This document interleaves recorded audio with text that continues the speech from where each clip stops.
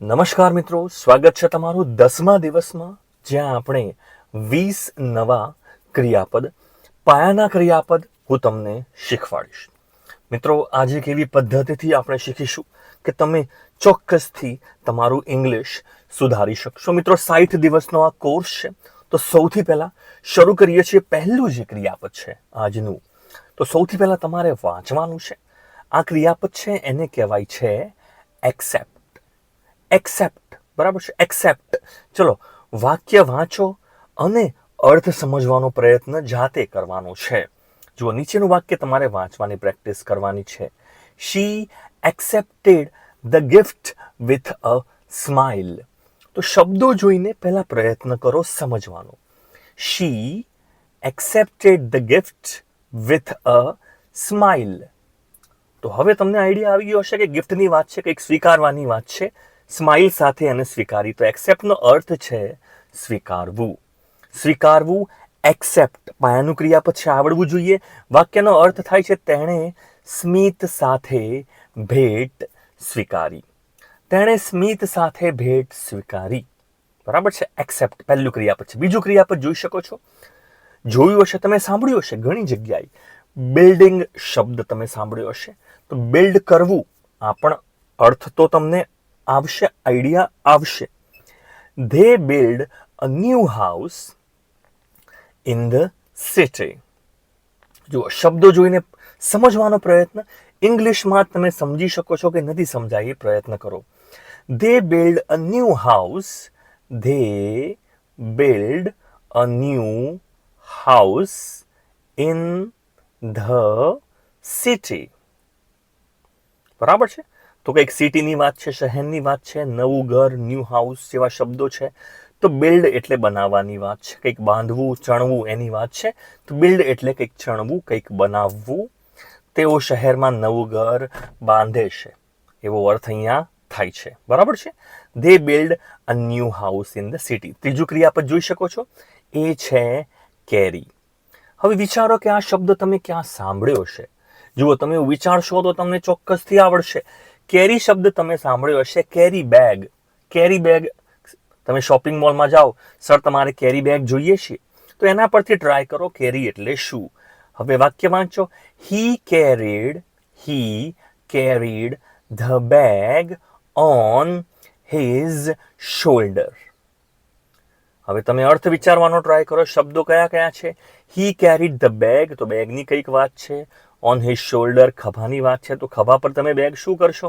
લઈ જશો, ભરાવીને લઈ જશો, તમારી સાથે ઊંચી કરીને લઈ જશો, એવો અર્થ નીકળશે. તો કેરી એટલે ઊંચું કરીને આમ તો લઈ જવું એ અર્થ થાય છે.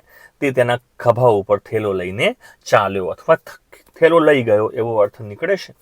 તો ઇંગ્લિશ વાંચીને આપણે સમજવાનો પ્રયત્ન, ઇંગ્લિશમાં જ સમજવાનો પ્રયત્ન પહેલા કરવાનો, બરાબર છે. ચલો, ચૂઝ. ચૂઝ કરવું, ચૂઝ કરવું, ચૂઝ, ચોઇસ, આ શબ્દો તમે સાંભળ્યા હશે.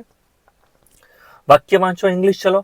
શી ચોઝ ધ રેડ ડ્રેસ. હવે ચોઝ જે આ શબ્દ છે, શી અને ચોઝ, આ ચોઝ શબ્દ છે એ ચૂઝનું ભૂતકાળ છે, એટલે વાક્ય ભૂતકાળમાં છે. શી ચોઝ ધ રેડ ડ્રેસ. તમારામાંથી ઘણા લોકો આનો અર્થ સમજી ગયા હશે મિત્રો. અર્થ આનો છે પસંદ કરવું. વાક્ય છે કે તેણીએ, તે છોકરીએ લાલ કપડું નહીં, લાલ ડ્રેસ પસંદ કર્યો, બરાબર છે. જો ગુજરાતી આપણે જાતે સુધારવું પણ પડશે. તેણીએ લાલ કપડું પસંદ કર્યું. આપણે ભલે કપડાં ખરીદ્યા એવું કહીએ છીએ, પણ ડ્રેસની વાત છે તો આપણે ડ્રેસ જ કહીશું. શી ચોઝ ધ રેડ ડ્રેસ. તે છોકરીએ લાલ ડ્રેસ ચોઝ કર્યો, ચૂઝ કર્યો, પસંદ કર્યો, એવો અર્થ અહીંયા નીકળશે. પાંચમું જે ક્રિયાપદ છે, જો પાયાના ક્રિયાપદ છે એટલે ચોક્કસથી આવડવા જોઈએ. ક્લોઝ. હવે જો આ શબ્દ તમે સાંભળ્યો પણ છે પહેલા, ક્લોઝ. ક્લોઝ. ઓપન શબ્દ સાંભળ્યો છે. ઓપન એટલે ખોલવું, એનું વિરોધી છે ક્લોઝ. તો હવે તો આવડી ગયો હશે. વાક્ય વાંચો. Please close the window before you leave. હવે આ શબ્દો વાંચીને આઈડિયા તો આવી ગયો હશે. પ્લીઝ, મહેરબાની કરીને, ક્લોઝ ધ વિન્ડો, બારી સાથે કંઈક કરવાની વાત છે. બિફોર યુ લીવ, તમે જાઓ, તમે અહીંથી જાઓ એની પહેલા બારી બંધ કરવાની વાત છે. જો બે જ વસ્તુઓ થાય, કાં તો બારી બંધ થાય કાં તો ખુલશે. ઓપન તો છે નહીં, તો ક્લોઝ, બંધ કરવું. અર્થ છે કૃપા કરીને બારી બંધ કરો. જો હું ગુજરાતી લખું ભલે છું, તમારે ટ્રાય કરવાનો કે આપણે ઇંગ્લિશમાં જ વાક્યની ભાવના સમજવાની, વાક્યનો ભાવ સમજવાનો. એનું દર વખતે આપણે ગુજરાતી નહીં કરીએ, આપણને ખબર પડી જવી જોઈએ. મગજમાં જ સમજી લેવાનું કે અચ્છા, please close the window before you leave, શબ્દો આવડવા જોઈએ. કટ, હવે આ તો બહુ છે. તમે તમારા હેર કટ કરાવવા જાઓ છો, બાલ કટ કરાવવા જાઓ છો, કટર શબ્દ પણ આપણને ખબર છે. તો કટ તો તમને આવડવું જ જોઈએ. કાપવા માટે આ ક્રિયાપદ વપરાય છે. હી, હવે જો વાક્ય વાંચો, હી કટ ધી પેપર. હવે કટ જે છે, કટ એ વર્તમાનમાં, ભૂતકાળમાં દરેક જગ્યાએ એનું કટ જ થાય છે. ભૂતકાળ પણ એનું કટ જ થાય છે. તો he cut the paper with scissors. કાતર સાથે એને શું કર્યું? પેપર જે છે એ કાપ્યું, એવો અર્થ અહીંયા નીકળે છે. તેણે કાગળને, હવે કાતરી નહીં આવે ભાઈ, કાતર આવશે. તેણે કાગળને કાતરથી કાપ્યો, એ અર્થ અહીંયા નીકળે છે. ચલો, સાતમું તમારું જે ક્રિયાપદ છે ખૂબ જ સિમ્પલ છે, આવડતું જ હશે તમને. ડ્રો કરવું. ડ્રો કરવું અર્થ ખબર હશે ચોક્કસથી. વાક્ય વાંચો, મગજમાં સમજવાનો પ્રયત્ન કરો. શી draws a picture every day. બોલવાનો અર્થ શું થાય છે? સમજી ગયા હશો. શી draws a picture every day. હવે તો તમને ઘણા શબ્દો આવડતા હશે. તે છોકરી છે ને રોજ એક ચિત્ર, પિક્ચર ડ્રો કરે છે. એવરી ડે એવો અર્થ અહીંયા નીકળે છે. ડ્રો, દોરવું. તે છોકરી દરરોજ ચિત્ર દોરે છે. એ આ રીતનો અર્થ વાક્યનો નીકળે છે. જુઓ, વાક્યનો ઉચ્ચાર, આજે ક્રિયાપદ છે Draw. ડ્રો કહેવાય છે, અને વાક્યને ઇંગ્લિશમાં કઈ રીતે બોલાશે? She draws a picture every day. She draws a picture every day. આ રીતે એનો ઉચ્ચાર થાય છે. ચલો, ડ્રિંક, પાયાનું, આ તો આવડવું જ જોઈએ. પાયાનું ક્રિયાપદ છે, આગળ પણ ભણી ગયા છીએ આપણે. હવે એનું ભૂતકાળનું છે, અહીંયા જુઓ ડ્રેન્ક આપ્યું છે, ડ્રેન્ક. તો ડ્રિંક જે છે એનું ભૂતકાળ છે ડ્રેન્ક. તો he drank a glass of water. ચોક્કસથી તમે સમજી ગયા હશો. વાક્યો જેટલા સમજશો એમ ઓટોમેટિક બોલતા પણ તમને આવડશે સમય સાથે. પ્રેક્ટિસ કરતા રહો મારી સાથે. He drank a glass of water. આ વાક્ય 2 થી 3 વાર બોલવાનો પ્રયત્ન કરવાનો. He drank a glass of water. જુઓ, વાક્ય કઈ રીતે બોલાશે? અહીંયા ઉચ્ચાર છે. He drank a glass of water. He drank a glass of water. પીવું, તેણે એક ગ્લાસ પાણી પીધું. આ રીતનો અર્થ નીકળશે. ચલો, 9મું વાક્ય છે, વાંચો પેલા. ડ્રાઈવ, આવડતું જ હશે તમને. ડ્રાઈવ કરવું. જો, ઘણા શબ્દો તમને ગુજરાતીમાં પણ આપણે વાપરીએ જ છીએ. ગાડી ચલાવવી અને આપણે ડ્રાઈવ કરવું એમ જ કહીએ છીએ અત્યારે. તો drive. She drives to work every morning. She drives to work every morning. તે દરરોજ સવારે ડ્રાઈવ્સ ટુ વર્ક. હવે ડ્રાઈવ્સ ટુ વર્ક એ ગાડી ચલાવીને જાય છે. કઈ ગાડી છે? બાઇકની વાત છે કે શાની વાત છે એ વિચારજો. બરાબર છે? એવું અહીંયા કંઈ આપ્યું નથી. She drives to work every morning. એ ડ્રાઈવ કરીને એના કામે રોજ જાય છે. હંકારવું, હંકાવવું. બરાબર છે? હંકાવવું આપણે ગુજરાતી આ શબ્દ નથી વાપરતા અત્યારે. ડ્રાઈવ કરવું આપણે એ જ કહીએ છીએ, ચલાવવું. તે દરરોજ સવારે કામે જાય છે, પણ કઈ રીતે? ગાડી ચલાવીને જાય છે. એવું ગુજરાતી થશે કે દરરોજ સવારે ગાડી હંકારીને, ગાડી ચલાવીને કામે જાય છે. વાક્ય સાંભળી લઈએ એકવાર. She drives to work every morning. ફરીથી એકવાર. She drives to work every morning. She drives to work every morning. ઠીક છે, ચલો આગળ સમજીએ. 10મું ક્રિયાપદ છે eat. આપણને આગળ શીખી ગયા છીએ. eat એટલે ખાવું. હવે વાક્ય વાંચો, સમજવાનો પ્રયત્ન કરો. They eat lunch together. ઉચ્ચાર પણ સાંભળી લો. They eat lunch together. ફરીથી એકવાર. They eat lunch together. They eat lunch together. They eat lunch together. They eat lunch together. તે લોકો સાથે જમે છે એવો અર્થ તમને. બપોરનું જમવાનું, લંચની વાત છે. લંચ એટલે મતલબ ઈટ એટલે ખાવું. તેઓ બપોરે ભોજન રોજ કરતા હોય છે. બપોરનું ભોજન લંચ કરે છે. એ રીતનું ક્રિયાપદ છે ઈટ. ચલો, 11મું જે ક્રિયાપદ છે જરૂરી સમજવું જરૂરી છે, ફોલ. હવે વિચારો, આ શબ્દ ક્યાં સાંભળ્યો છે? જેટલું વિચારશો એટલું તમને ખબર પડશે કે આ તો તમને આવડે છે.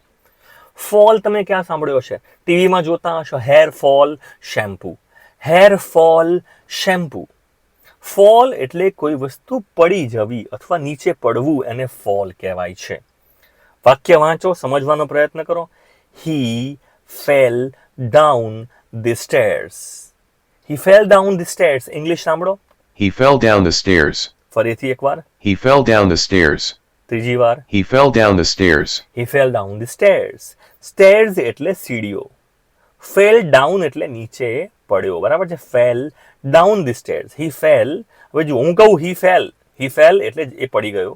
ક્યાંથી પડ્યો? Down the stairs એટલે સીડી પરથી નીચે ગબડી પડ્યો. એવો અર્થ આખો નીકળે છે. તો અર્થ છે પડવું, તે સીડીઓ પરથી પડી ગયો. આ રીતનું વાક્ય તમારું હશે. 12મું ક્રિયાપદ છે ગ્રો. જો હેર ફોલ થાય, બરાબર છે, તો એ રીતે હેર ગ્રો કરવા માટે પણ શેમ્પુ આવે છે. તો આ સાંભળીને તમે સમજી ગયા હશો. જુઓ, તમારી સમજ ધીમે ધીમે વિકસવી જોઈએ, ડેવલપ થવી જોઈએ. આ રીતે ભણશો તો ચોક્કસ થશે. ગ્રો વાક્ય વાંચી લો. Flowers grow in the garden. Flowers grow in the garden. શાની વાત છે? ફ્લાવર્સ ફૂલોની વાત છે. ગાર્ડન એટલે બગીચાની પણ વાત છે. ઇન ધી ગાર્ડન એટલે બગીચામાં. તો બગીચામાં ફૂલો શું થાય? ઉગે. તો ગ્રો એટલે ઉગવું એવો અર્થ નીકળશે. બરાબર છે? Flowers grow in the garden. વાક્ય સાંભળી લઈએ. Flowers grow in the garden. ફરીથી એકવાર. Flowers grow in the garden. ફરીથી એકવાર. Flowers grow in the garden. Flowers grow in the garden. Flowers grow in the garden. બરાબર છે? ફૂલ જે છે બગીચામાં ઉગે છે. 13મું ક્રિયાપદ છે કીપ. હવે જુઓ, આને લગતો શબ્દ તમે ચોક્કસથી 100% સાંભળ્યો હશે. કીપ. જે લોકો ક્રિકેટ જુએ છે એમને ખબર છે કે વિકેટ કીપર, બેટ્સમેનની પાછળ કોણ ઊભો હોય છે? Wicket keeper. તો કીપ કરવું, કોઈ પણ વસ્તુ કીપ એટલે કે રાખવું. કીપ. વાક્ય વાંચો, સમજવાનો પ્રયત્ન કરો. Please keep your promise. Please keep your promise. ભાવના સમજો. Please keep your promise. Please તમે વિનંતી કરી રહ્યા છો. યોર પ્રોમિસ એટલે તમારો જે વાયદો છે, તમારો જે પ્રોમિસ છે, એને પાળજો, એને કીપ કરજો, રાખજો. એ રીતનો અર્થ નીકળશે. ઇંગ્લિશમાં સાંભળી લો. Please keep your promise. Please keep your promise. Please keep your promise. Please keep your promise. તો ચોક્કસથી આ જે વાક્ય છે કીપ રાખવું, કૃપા કરીને તમારા વચનને, તમારું જે પ્રોમિસ છે એને રાખો. ચલો, 14મું જે ક્રિયાપદ છે એ છે લીવ. LEAVE. હવે એક ક્રિયાપદ આપણે આગે LIVE પણ જોયેલું છે. LIVE એ છે લીવ એટલે કે જીવવું અથવા રહેવું. આને કહેવાય છે લીવ. અહીંયા લીવ પર વજન આપવાનું છે. લીવ એટલે કે શું અર્થ થાય? વાક્ય વિચારો છો. She leaves home in the morning. She leaves home. She leaves home in the morning. સાંભળી લો. She leaves home in the morning. She leaves home in the morning. She leaves home in the morning એટલે કે સવારમાં. એ ઘરને શું કરે છે? Leave કરી દે છે એટલે કે છોડી દે છે. ઘર છોડીને નોકરી જતી હશે. એ અર્થમાં વાક્ય છે કે સવારે એ ઘરેથી ક્યાં જાય છે? મોર્નિંગમાં સવારે ઘર છોડીને જાય છે. રોજ સવારે ઘરેથી જાય છે એવો અર્થ અહીંયા નીકળે છે. તે સવારે ઘર છોડે છે એવું નહીં કહીએ આપણે ગુજરાતીમાં. એનો અર્થ એવો થાય છે આ વાક્યનો ઇંગ્લિશમાં, કારણ કે ભાષા અલગ છે. She leaves home in the morning એટલે સવારમાં એ ઘરેથી નીકળતી હોય છે એવો અર્થ અહીંયા નીકળે છે. 15મું ક્રિયાપદ છે એ છે LOSE. બરાબર છે? આનો ઉચ્ચાર થશે lose. બરાબર છે? વાક્ય શું છે? ઉચ્ચાર સાંભળી લઈએ. He lost his keys. He lost his keys. He lost his keys. He lost his keys. He lost his keys. He lost his keys. He lost. હવે lose નું ભૂતકાળ છે lost. He lost his keys. His keys તેની ચાવીઓની વાત છે. તેની ચાવીઓ. He. હવે lose એટલે શું થાય? એનો અર્થ થાય છે કંઈક ગુમાવવું, કંઈક ગુમાવી દેવું, કંઈક ખોવાઈ જવું. એને આપણે lose કહીએ છીએ. એનું ભૂતકાળ છે lost. તો આ વાક્ય ભૂતકાળમાં છે. He lost his keys. તેણે તેની ચાવી છે ને ખોઈ નાખી એવો અર્થ નીકળે છે. બરાબર છે? He lost his keys. જુઓ, એમ કરતા કરતા 16મા ક્રિયાપદ પર આપણે આવી ગયા છે. એ છે ઓપન. આ તો તમને ખબર જ છે. ખોલવું. કૃપા કરીને દરવાજો ખોલો. Please open the door. Please open the door. Please open the door. Open the door. Please open the door. Please open the door. બોલવાની 3 થી 4 વાર પ્રેક્ટિસ જોડે જોડે કરતા રહેજો. 17મું ક્રિયાપદ છે રમવું. પ્લે. આ પણ તમને હવે તો આવડે છે. પ્લે એટલે રમવું. બાળકો ક્યાં રમી રહ્યા છે? વાક્ય તમે સાંભળો. The children play in the park. The children play in the park. The children play in the park. The children, બાળકો ક્યાં રમી રહ્યા છે? પ્લે ઇન ધી પાર્ક, એ પાર્કમાં રમે છે. બાળકો બગીચામાં રમે છે. એ રીતનો અર્થ નીકળે છે. 17મું છે. 18મું છે રન. આપણે આગળ શીખી ગયા છે, રિપીટ થાય છે એકવાર ફરીથી. He runs very fast. સાંભળી He લો. runs very fast. He runs very fast. He runs very fast. તે ખૂબ જ ઝડપથી દોડે છે. 19મું વાક્ય છે સેન્ડ કરવું. સેન્ડ કરવું આ પણ તમે મોબાઈલમાં જોઈ જશે કે મને મેસેજ સેન્ડ કરજે, મને મેસેજ સેન્ડ કરજે, મેં તને ઈમેલ સેન્ડ કર્યો છે. બરાબર છે. સેન્ડ કરવું, સેન્ડ એટલે કે મોકલવું. વાક્ય વાંચો. She sent a letter to her friend. સમજવાનો પ્રયત્ન કરો. ઇંગ્લિશ વાંચીને સમજવાનો પ્રયત્ન કરો. She sent a letter to her friend એટલે કે મોકલવું. ઉચ્ચાર જોઈ લઈએ. She sent a letter to her friend. She sent a letter to her friend. She sent a letter to her friend. તે છોકરીએ તેણે તેના મિત્રને, બરાબર છે, એક પત્ર મોકલ્યો. છેલ્લું જે ક્રિયાપદ છે એ છે સ્લીપ. 20મું ક્રિયાપદ છે સ્લીપ. આવડવું જોઈએ. આ પણ આગળ શીખી ગયા છીએ. દે સ્લીપ એટ નાઇટ. તે લોકો રાત્રે સૂવે છે. ઉચ્ચાર જોઈ લઈએ. They sleep at night. They sleep at night. They sleep at night. તેઓ રાત્રે સૂઈ જાય છે. તો મિત્રો આ રીતે 10મો દિવસ હવે તો ચોક્કસથી આપણને આવડવો જોઈએ. આમાં જે પણ તમને ક્વેરી હોય, ના ખબર પડી હોય, કમેન્ટમાં ચોક્કસથી લખશો. હું ચોક્કસથી તમને જવાબ આપીશ. ને તમને આ વિડીયો જો ગમ્યો હોય, ચોક્કસથી ગમતો જ હશે, તો પણ મને કમેન્ટમાં ચોક્કસથી લખશો કે સર મજા આવે છે ભણવાની. આ વિડીયોને લાઈક કરશો. ઘણા ઓછા લોકો છે જે આને લાઈક કરે છે અથવા નીચે કમેન્ટ કરે છે. દરેક વ્યક્તિએ કમેન્ટ કરવાની છે નીચે, અને હું લિસ્ટ અહીંયા આપી દઈશ. આગળના બધા જ વિડીયો જોવા હોય તો પણ તમને અહીંયા જોવા મળશે. અને સૌથી હવે આના પછીનો વિડીયો આવશે, એ પણ અહીંયા તમે આ વિડીયો પછી તમને ચોક્કસથી જોવા મળશે. Thanks for watching.